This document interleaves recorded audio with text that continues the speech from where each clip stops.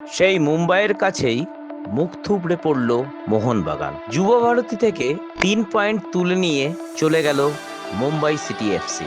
ISL এ প্রথম হার মোহনবাগানের। কিন্তু কেন হারতে হলো লোবেরার দলকে? উঠে আসছে অনেকগুলি ব্যাপার। নির্দ্বিধায় বলা যায় প্র্যাটকি স্ট্র্যাটেজির কাছে মুখ থুবড়ে পড়ল মোহনবাগান। মুম্বাই কোচ জানতেন মোহনবাগান বল ধরে পাসিং ফুটবল খেলার চেষ্টা করবে।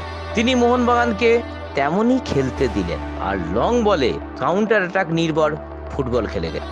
আর এই কৌশলেই বাজিমাত প্র্যাটকির।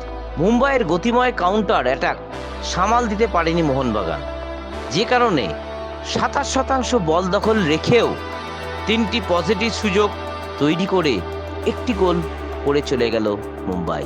বিশাল কাইত না থাকলে হয়তো আরো গোল হতে পারত। মোহনবাগানের দ্বিতীয় দুর্বলতা পেনিট্রেটিভ জোনে ফাইনাল পাস বাড়ানোর লোকের অভাব। স্টুয়ার্টের বদলি এখনো খুঁজে পাওয়া গেল না।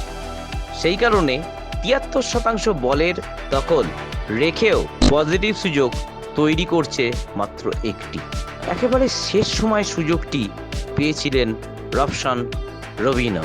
মোহনবাগানের হারের আরও একটি কারণ সেট পিচের সুযোগকে সেভাবে কাজে লাগাতে না পারা। প্রায় 15-16টি কর্নার পেয়েও একটিও কাজে লাগাতে পারেনি মোহনবাগান। সেট পিচে এত দুর্বলতা থাকলে বড় ম্যাচ জেতা যায় না। তার সাথে শুটিং জোনেও দুর্বলতা চোখে পড়ল। অন্তত 2-3টে ক্ষেত্রে ঠিকমতো বল গোলে রাখতে পারলে হয়তো হারতে হতো না।